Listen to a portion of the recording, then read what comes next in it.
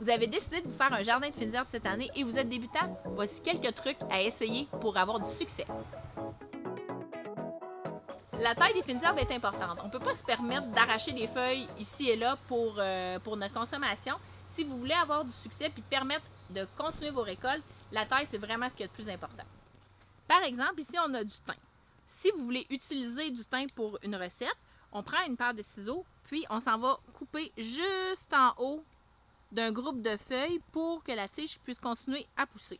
Et là, on va pouvoir détacher les feuilles de notre tige pour les utiliser dans une recette.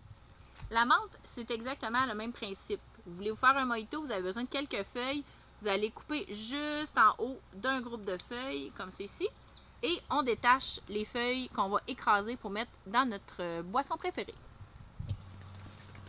L'arrosage. L'arrosage, c'est quand même assez important. La plupart des fines herbes aiment sécher un petit peu entre les arrosages et pas être constamment humide. Donc, quand vous arrosez, on s'assure que ça soit mouillé jusque dans le fond du pot. Donc, on peut aller comme ça ici puis voir que ça dégoûte.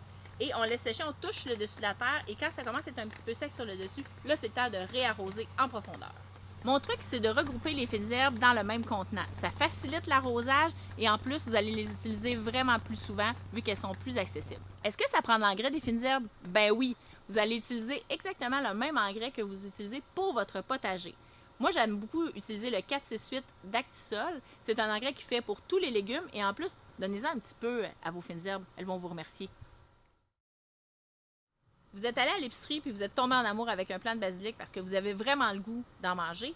Et maintenant, il ressemble à ceci. C'est pas votre faute, le basilic vit très très mal à l'intérieur. Ce qu'on peut faire pour essayer d'en récupérer une partie, premièrement, c'est d'en manger.